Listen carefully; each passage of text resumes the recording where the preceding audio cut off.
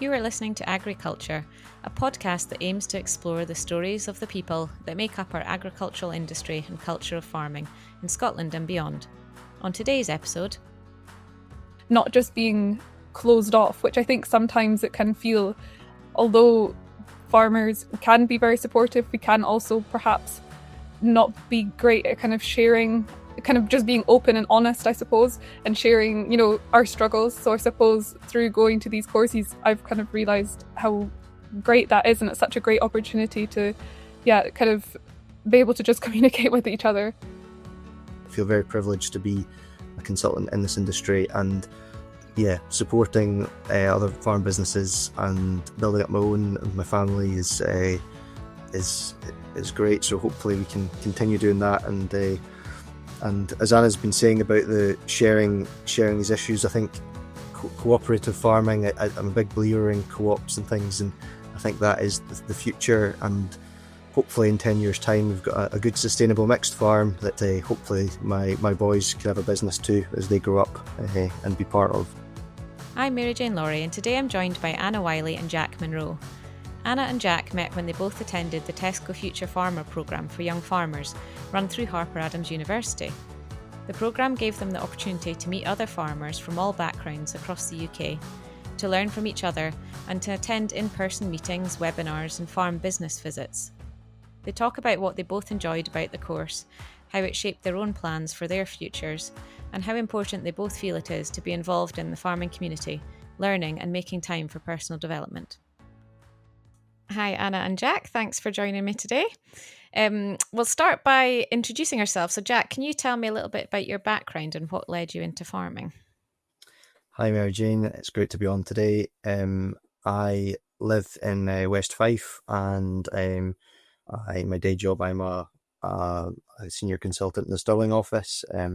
My farmer journey started, I think, I would call myself a skip generation farmer. My grandparents farmed in South Wales, but my parents was brought up in Scotland, and weren't into farming, and I've just started my own farming journey this year by taking on a tenancy, and I've got my own beef and sheep, on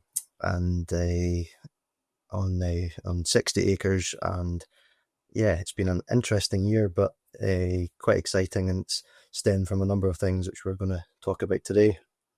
Fantastic. I didn't know about the new tenancy, so congrats, and we'll come back to that later on once we've talked a little bit about the Future Farmers programme that we're here to talk about today. Anna, can you introduce yourself please and tell us about your background in farming? Yeah, hi. Thanks for having me. So I'm from a mixed beef and arable farm near Burnt Island in Fife. But I've always enjoyed being on the farm, but I chose to study law at university. And so I studied at Dundee for my bachelor's, and then I did a 2-year master's that took me abroad. So it was called an Erasmus Mundus Master's. It was quite a long title. It was called International Law of Global Security, Peace and Development. But my sort of specialisation was on economic sustainability and governance. So I tried to tie any essay that I did in with sort of food or water security to kind of link it back with sort of what was going on back home. And then after I completed the master's, which was 2023, I briefly was working in Brussels in a technology law firm, but quickly decided that my kind of passion was definitely back home. And although I'd kind of spent every summer driving the combine, I kind of just wanted to be back on a bit more of a full-time basis. And also kind of apply, I suppose, the sort of theory, the sustainability theory that I'd kind of learned on farm. So I came back about 2 years ago, and I've been home since. Are you still doing law as well, part-time or anything, or are you fully on the farm now? So I was home full-time until September. And now I'm trying to balance 3 days a week at Edinburgh, finishing my diploma to become qualified as a lawyer, and with being on the farm, which has been a bit chaotic.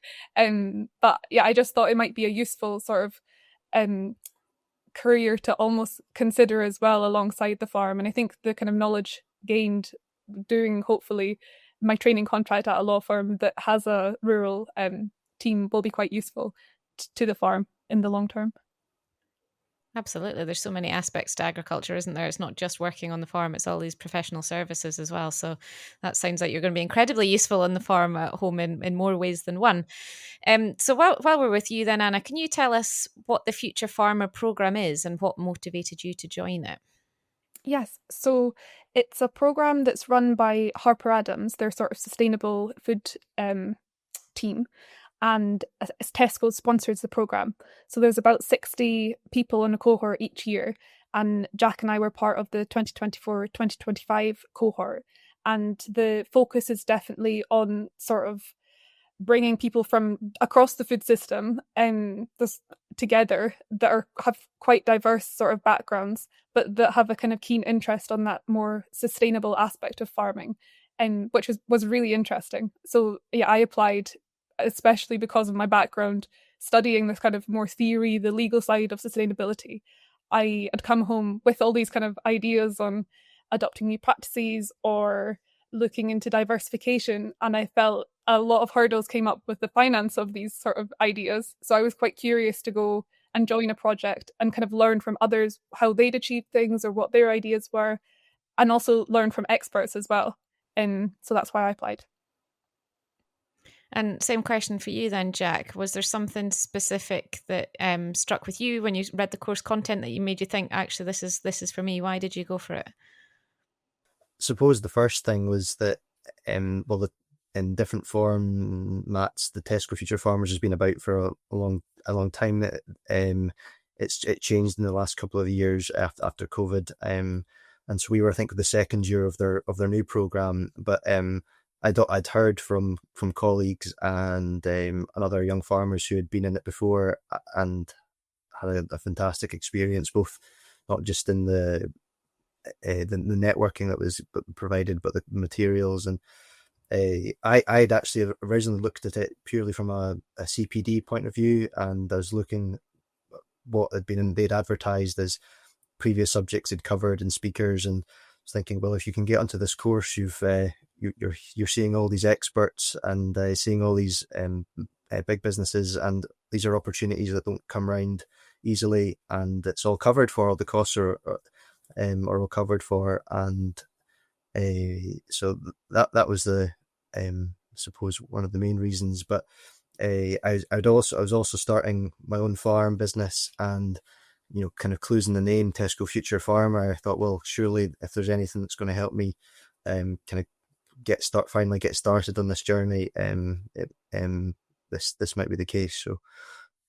So a number of reasons there. Being an agriculture consultant, you feel like you should have a lot of the knowledge that you need, but it's always useful to be in, as Anna was saying, a cohort with people with similar interests and from presumably all walks of life and all different types of farms. Some people presumably had their own farms already. Some people like yourself, Jack, sort of coming in as a new entrant, but with lots of experience. I'm guessing there were lots of different people to bounce ideas off, and that's always of benefit. Even if you think I've got the qualifications, I should be able to do this, it's always nice to have just new people with new ideas, isn't it? It is, and it's also, the group we had a fantastic group. Sometimes you can get caught up in your own little bubbles at home, and it was really refreshing being with such an energetic, enthusiastic, entrepreneurial set of young professionals that are wanting to make progress in the industry. And that was another big benefit, was it's opened your eyes to new systems, and the diversity of backgrounds complements that. It's and it challenges your own ways of thinking, and so definitely one of the major benefits from being on it. And Jack, you mentioned sort of other young farmers was the term that you used. Is it for a certain age group, this programme? It is for a certain age group. Now, I need to get this right. Is it for under 41? I'm pretty sure it is I'll need to just double check what it was capped at, but I think it was between 20 and 41 was you had to apply within that time frame. So similar to what the Scottish Government classes a young farmer, isn't it? I suppose under the age of 41. So similar sort of theme. Anna, can you describe what the programme was like? So we know what sort of people were on the programme and that it was funded and sponsored by Tesco. Can you tell us what was the format of the programme? Yes. So each month there was different sort of learning activities, and it was a mixture of in-person and online. So it started in at Harper Adams in last October, and it was a kind of day that was a varying talks. I think one that stood out for me was definitely the fact that we kind of got to interact with Tesco, which I think was great kind of exposure to, I suppose, these big retailers to be able to ask maybe more difficult questions. We also had kind of talks that day more on carbon auditing and sort of having a bit more of a practical kind of take on things we can take away. And it also just kind of networking, as in time to actually meet your cohort and network. And as the course progressed, each kind of few months there was an online webinar which kind of focused on a particular sort of point. I can't think, maybe Jack can kind of jump in at later stage with sort of the particulars of that, because I can't quite remember the topics right now. But it was really interesting. And each sort of in-person meetup kind of explored a different topic. Like the start was definitely talking a bit more about the theory behind sustainability, and also there was talks on sort of what is policy and how to engage in that space, which I found quite interesting as well. And perhaps as the course progressed, it turned into more looking at practical things that you can kind of take away. So that was quite interesting. And you said that you had the in-person meeting initially and then a series of webinars. Did you have work to do in between the webinars? Did they set you any essays or tasks to do? No, there was no tasks per se during the course. But it was definitely, there was options that you could kind of do extra things if you wanted. So, for instance, in the December meetup in person, it was suggested that a few of us could attend a Tesco event. They were having this sort of winter parliamentary reception at Westminster in January. So I signed up to be part of that and got to attend Westminster, which was quite exciting.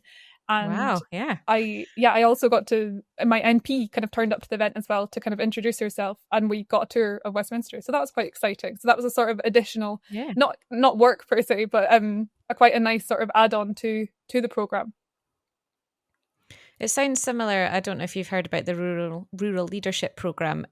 Sounds similar to that. It's encouraging young people to engage in politics and policies. And I had the chance to go to Westminster through that program, and it's just eye-opening, isn't it? You think, I mean, I don't fully understand politics. I'm not sure if anyone does have a full grasp of what all goes on into it, but it is fascinating, especially if you're involved with a big company like Tesco, which has a lot of clout in the industry. It must be great to have those opportunities.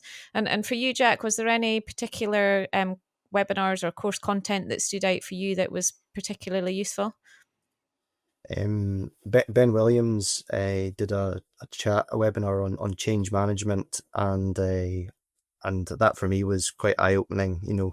Often as businesses we get caught in a rut and the same old, and actually sometimes we do need a radical change. Sometimes it's more subtle and it's little things, but he was outlining some different strategies and systems and ways of thinking, and so that was one quite powerful seminar, I thought, for myself personally. I mean, it wasn't just one event and webinars. We'd industry visits as well. We were basically ended up working out roughly 1 month. So every month there was an event. So 1 month in person, 1 month online, 1 month in person, 1 month to the conclusion in June, roughly speaking. So some of those industry visits were really good. You're seeing around, for example, Branston Potatoes, they're processing PDM, a massive vegetable growers, the dairy farm. It's just slipped my mind just now, but the other good part of it was that you were exposed to across agriculture all the different sectors, which normally you're kind of stuck in your own sector. So and there's so much you can learn from seeing how other businesses operate and their efficiencies and processes. So that was that was good fun. And I suppose that's different for both of you, because Jack, you're not directly from, you're not taking on a parent's farm where they've got a set way of doing things and set enterprises. You're at the time in your life where you're getting to choose what enterprises you want. How, figuring out how you're going to afford them, budgeting for them and things like that. So I'm guessing that the course was useful for that, because you'd be, as you say, opened your eyes to people that are maybe doing, I don't know, like cut flowers and vegetables, something that you've maybe never even thought about in a sort of more traditional agricultural system. So was there anything particularly that you thought was useful at this time in your life as a new entrant from the course? Yeah, that what you've said is true. There was a number of certainly boutique and niche businesses that and farms that are diversified that show these things. For me, on the financial point of view, there was a number of like, the theme was sustainability, but there was a lot of sessions on your own business plan and working at your financials and grant support. A lot actually on some of the financial supports available. And whilst in my day job, that's what I'm doing often a lot of my clients. It's actually when you're doing it yourself and you're that you realize, oh, there are all these extra helps that I wasn't aware of, and just putting things down to paper properly was good. So so that, from that perspective, it was a real help for getting started. And for you, Anna, the same sort of question, coming in back into a business that's already established, was there any sort of lessons from any of the workshops or webinars that particularly stood out that will help you coming into an already established business?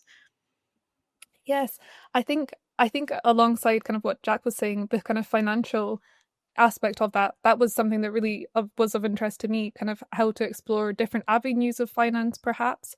But also it was just learning what other people were doing, how they were diversified. Like I was sat next to a girl that had come home actually from, she studied languages, but she was from a family farm. She'd worked abroad for a few years and had come back to start a vineyard at home. And on my other side, there was a girl that had a similar sort of, had not studied agriculture, but was coming back to her family farm with hopes to sort of start a micro dairy. And so it was so interesting hearing all these sorts of different ideas. And I think Jack kind of touched on it earlier, but everyone to me just seemed that they were coming with such a sort of positive, curious, and that sort of more entrepreneurial perhaps mindset.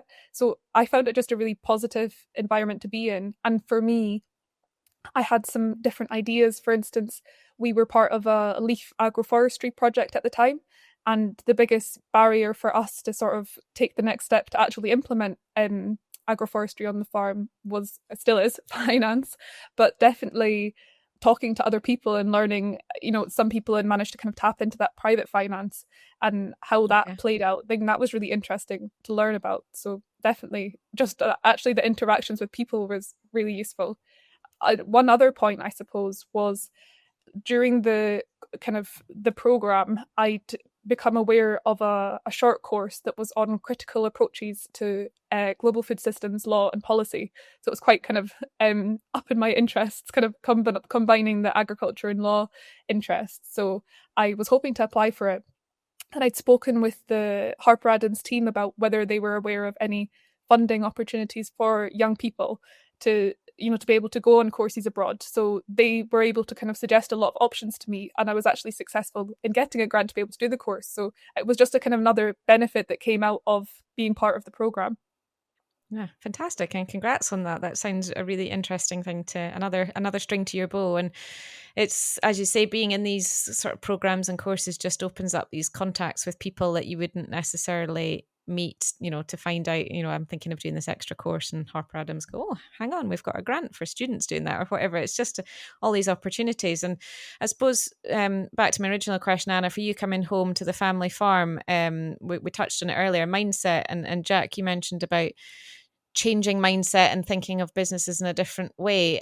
Is it easy for you, Anna, having done the course, to come home with ideas? I know whenever I go to an event and I come home, my husband's always like, oh no, what's she going to suggest now? Some other wacky harebrained idea. But do you feel the course gave you confidence to present your ideas to your family and say, how about agroforestry or whatever it is? Yeah, I definitely get the same sort of thing coming at me sometimes, like, oh no, another idea that, yeah, when are you going to kind of see all these things through? But I am lucky that the farm, it's my mum that runs a farm alongside our farm manager, David, and they're both quite sort of, and my sister as well, and everyone's quite open-minded to exploring different avenues. And I suppose perhaps there's a bit of push sometimes. I think it's the finance at the end of the day. It needs to make sense financially in adopting a new practice or diversifying. So I think probably when I first came home that I was just like, oh, well, we can do this and I'm sure it'll work out. But I didn't really know how to budget something properly. Whereas I think through this course, that's, I hope, helped a bit. I think I'm still learning how to do all of this, but it definitely gave me the confidence to have more conversations at home. And even just to be able to be like, this person's managed to achieve this, let's have a conversation with them. Or I feel probably since doing the course, we've attended a few more events as with my mum or with our farm manager, just to kind of start the sort of thinking process of perhaps outwintering cattle or things like this. I feel like it's definitely helped to kind of start conversations. Fantastic. And for you, Jack, slightly different question, but was there anyone particularly on the course that stood out for you, other than Anna, of course, that you gelled with and got lots of ideas from that you've taken back to your own new business? Yeah, so there's the cohort, we've got our own WhatsApp group, and there's a number of events and things that we all kind of keep in touch with. I suppose just because of geography, it is mostly the Scottish contingent. There's only 4 of us from Scotland, so it is with Jamie and Stuart that kind of I'm still bouncing ideas off, and we're in touch more with than down south. But so Jamie works for Pasture for Life, and Stuart's a farmer in the Borders, a famous organic farm, and with Anna, we've and I'll touch on this later on. We've been creating a new project also off the bat of the Tesco Future Farmer, connected to the World Food Forum. So there's been a number of things that have come from it which have been really good. Funnily enough, it is more Scotland focused than down in England, but from a general sense, having that net, we all know where all our farms are. People already have been visiting each other's. It's one of these things, if you were heading down south, you could hit somebody up in the group and say, oh, can I see around your place? And that'd be no problem. So it's nice to have that connection too. Fantastic. And you mentioned this new project there. So Anna, do you want to tell us a bit about that? Yes, definitely. So during the course of the programme, I had applied for an opportunity to be an ambassador for a project called Back the Future. And it I was successful in being selected as one of the 6 ambassadors for the project that as main focus is bringing together young people with diverse backgrounds that with the sort of goal to influence policy around sustainable food systems. So it's been really interesting, and there's a lot. There's a girl that works in a market garden. There's somebody that just finished her food security masters at Edinburgh, and there's others that are sort of farm advisors. So it's been really interesting, kind of being able to have that exposure to, I suppose, different career paths and people that are involved in different parts of the food system. So through this project, I should also mention that the project's a collaboration between 5 different organisations. So the first one is Nature Friendly Farming Network, and the next one's the Young Farmer Group in England. Then there's SOS UK, which is an organisation called Students Organising for Sustainability, which is UK based. There's Flame, which is the sort of youth branch of Land Workers Alliance. Then the last one's Sustain, which is a sort of food policy focused charity that's based in London, I think. So these 5 organisations had come together to sponsor this project. The sponsors Farming the Future, but they've come together to sort of facilitate the project and provide us with trainings and also, again, just a confidence booster, definitely. So through this project, we were allowed to come with our own ideas on what we were kind of interested in looking at, I suppose, from a policy aspect. And I was definitely interested in looking at how young people can be better engaged in policy spaces, and especially from different governance levels. Since my master's was internationally focused, I was quite interested in how we can also tap into that international space, as I think it's a space that lots of us see as not being very applicable to us. And it doesn't, I don't feel currently it does really do much good for us. Maybe, you don't really see a decision at international level really being implemented on farm or something. You don't really see that benefit. So I was interested in exploring how yeah, as young people, we could maybe tap into the governance space from local to international. So this is where the idea came from, that I've been working with Jack on as well, of working with the United Nations Food and Agriculture Organization and the World Food Forum aspect of that, on creating a sort of national chapter, they call it, which is basically the World Food Forum have a sort of vision that young people can kind of be championing the kind of transition towards more sustainable food systems. And they're hoping to kind of achieve this by supporting local groups. And the UK don't have a local group right now. So we've kind of been exploring whether this could be an option for us to be part of, that would kind of help us tap into that more international space, but also allow us to focus on local levels. So that's what we've been working on, which has been quite exciting. That sounds like a big project and a big undertaking on top of what else you're already doing. So is that funding and sponsorship for a year or a couple of years? The project runs from March to December. That's the Back to the Future project. But the sort of idea that we've been looking at, we're hoping it kind of outlives this and turns into something that hopefully kind of more young people then can tap into. And I think as a young person, I felt sometimes as policy spaces, the kind of options for you to participate is more on a kind of tokenistic basis, perhaps. And it's quite a kind of superficial involvement, and it doesn't really lead to sort of long lasting involvement.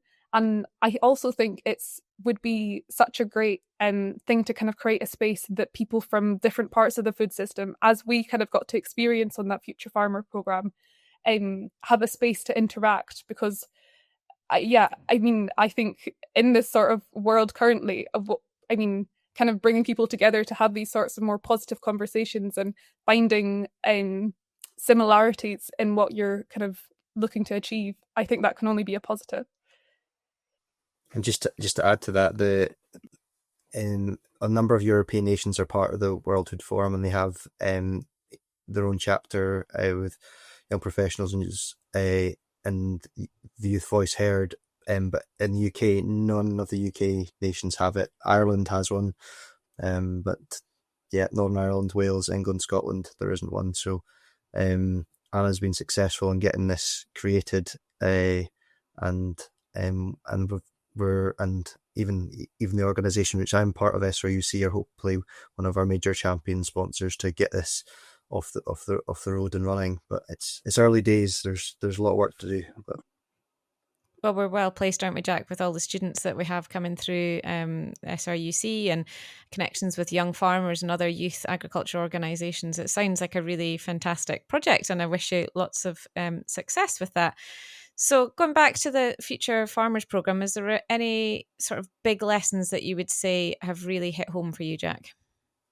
I think without having a clear plan and thing, they pointed out that it's the opportunities that you miss if you don't, be seeking out if you're not aware of some of the, for example, whether it be a simple grant or a network or a course or something, you might be really disadvantaging both yourself and your business and others that you could be influencing. So I think it just opened your eyes up. Actually, there is a whole raft of things which we can tap into, which, due to your own knowledge or just your own networks or own naivety, you're missing out on. So I think that was one of the big lessons for me, was that there's actually a number of things you can tap into, which, you've been missing out on this time you've not been aware of. And I suppose that's where the whole education and getting out there and networking and reading and attending these events are so crucial. The course, but mentioned the whole the controversial subject. It was on sustainability, but with carbon credits, biodiversity net gain, all these other funding pots which are quite divisive, which no one really knows. People have different knowledge levels on, but even within these things, there are opportunities for us farmers, whether that be an established business or a new business, that that we can utilize to our advantage. So it's these things we can miss out on if we're just playing dumb and just doing what we're always doing. So that was a big lesson for me. And for anyone listening then that maybe hasn't got the opportunity to attend the Future Farmers, maybe, in the older age category, or just don't have the time commitment, what advice would you give to them then based on that you're suggesting people, keep themselves informed and out there to know about these grants and things? How would you suggest, to other farmers how they could do that? So on a very simple level, the Farm Advisory Service has, if you subscribe to that, you'll see all the updates and of the events and upcoming changes to policy and things, as well as grant updates. There's a raft of things out there. You just need to explore and get or contact your neighbouring farmers who might already be have done these things and looked into these things. But yeah, definitely don't shut yourself off, because there's a number of things you could be missing out on. Yeah, absolutely. The question for you then, Anna, what was the biggest lesson that you felt you learned from the programme? I think similar to Jack, it was sort of to do with personal growth and the kind of importance of it. We had a talk by somebody that was a Nuffield scholar, and I can't remember the exact figure, but he said that agriculture is actually one of the worst sectors for people investing in personal growth. And I think that sort of, it was very evident attending the course. And I actually was also, alongside doing the Future Farmer, I did the Scottish Rural Leadership Programme last year. So I was getting to have both kind of experiences at the same time, which was really great. And I definitely saw the value in sort of taking that time off farm to speak to different people, and just taking a bit of time as well to sort of reflect on yourself and what you really want to achieve. So I think that was definitely the biggest learning. I'd say there was one other that links in with also what Jack mentioned earlier with Ben Williams, who spoke. He was from Leprino Foods, and it just made me realize how important her sort of relationship with your suppliers are, and how positive relationships can exist that really do try and support farmers in their sort of journey to maybe adopt more sustainable practices, and from a kind of financial aspect, but also just a sort of social aspect on kind of understanding the pressure it puts on a farmer to feel the pressure to adopt these practices, but then you also have such a financial burden. And I felt that he gave us sort of quite a strong example of how hopefully that could kind of be achieved, that through having that strong relationship you can sort of still have sort of financial stability, which I thought was quite an important one to take away, and one I definitely want to kind of raise a bit more, I suppose, in the sort of beef and arable world, I suppose, where I'm part of. Yeah, it's interesting what you're saying there about, agriculture being one of the worst industries for people taking time out for personal development. And I think it's maybe easier early on in your career when you've maybe just out of school or out of university or college, where you've still got that learning mindset. But as an older farmer or someone who's been working for a longer time, it is hard to make time to get off the farm and learn something new. But I suppose there's so many different ways to do it nowadays with podcasts like today and webinars and things that you can read or listen to or watch. So there is something out there for everyone, and hopefully opportunities for everyone. Sort of what you touched on a bit there as well, and I was just going to ask you, what do you think's the biggest challenge and opportunity for the agricultural sector at the moment? Now, having attended this course, what do you think that opportunity is? I think the challenge definitely for me, and I think a lot of farmers, is just the financial situation or recognition of the struggles that exist. That feels like a big struggle that just is continuing on, I suppose. And it definitely felt evident from the course as well, learning a lot more about kind of the systems that are in place in England. And nice to also be able to share the sort of struggles and the challenges that we were facing. And I think opportunity wise, I think the opportunity is definitely for me is the kind of working together and collaborating with other people and not just being closed off, which I think sometimes it can feel, although farmers can be very supportive, we can also perhaps not be great at kind of sharing kind of just being open and honest, I suppose, and sharing, our struggles. So I suppose through going to these courses, I've kind of realized how great that is, and it's such a great opportunity to, kind of be able to just communicate with each other. I also did the Agri Tourism Futures Scholarship as well. Did a few different programs last year, and definitely in the agri-tourism space, I just felt it was such a open and welcoming environment, and just to be able to have that discussion about sort of financial situations, I feel like that was so important, and I hope that could kind of be an opportunity for more people to feel that they can be part of and can kind of maybe be more open, if that makes sense. Yeah, absolutely. And same question to you, Jack. What do you think is the biggest challenge for agriculture at the moment, and also the biggest opportunity? I for Anna's first point, I'm in full agreement of. I think the financial constraint is one of the biggest issues. When you look at all the other sectors and even take home income, salaries, etc. What inspires young people to get into this industry?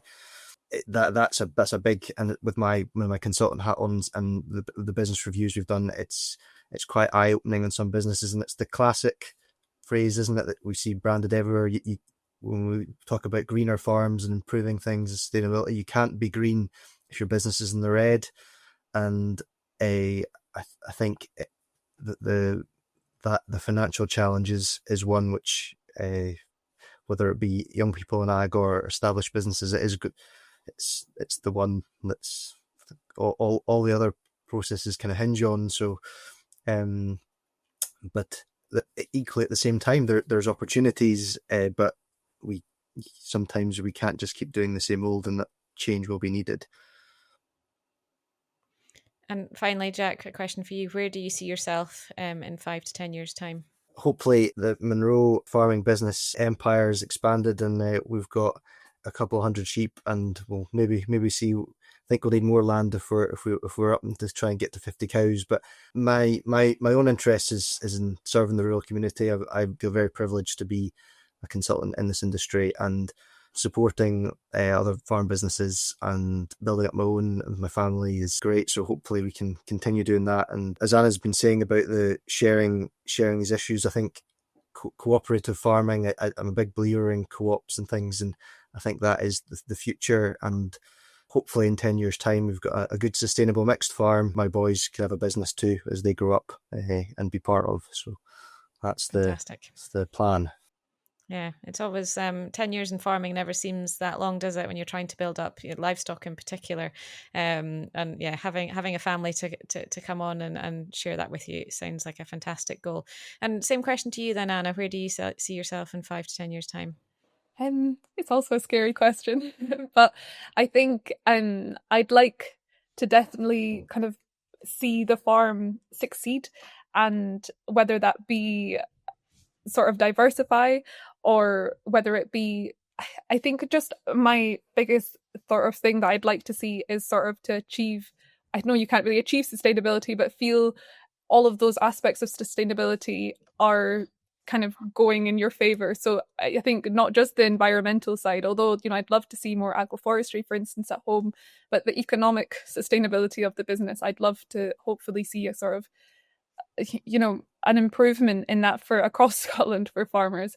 And I think on the social side, that just being, I've been so lucky that I've been able to take the time off farm, and sort of my mum and David have kind of allowed for me to kind of do these sort of learning experiences.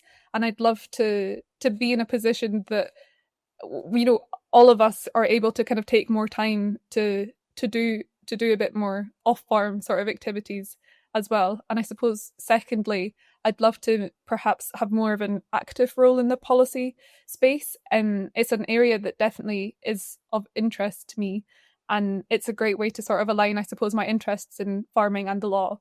But I do feel that for me to kind of see that goal happen, there needs to be a lot of policy change. So I suppose, if that means getting involved, I'd like to think that I could be part of sort of a movement to a better food system for us all. Well, you seem a very highly motivated person, Anna, so I'm sure you'll have no bother in achieving some of those goals. And it's great to see so much ambition in you both as well. So I just wanted to say a big thank you for your time today. We'll put links to all the programmes that we've mentioned in the show notes for anyone who's listening and would like to find out more. But finally, just want to say thank you very much to both of you for your time today. Thanks for joining us for this episode of Agri Culture. If you'd like to find out more about the Future Farmer programme, or if you'd like to contact Anna to learn more about the World Food Forum, you can find links in the show notes. This episode was presented by me, Mary Jane Lawrie, produced by Kerry Hammond, and edited by Cameron Walsh in association with the Scottish Government. The Farm Advisory Service Podcast. Audio advice on livestock, crops and soils, environment, rural business, and more. Brought to you in association with the Scottish Government.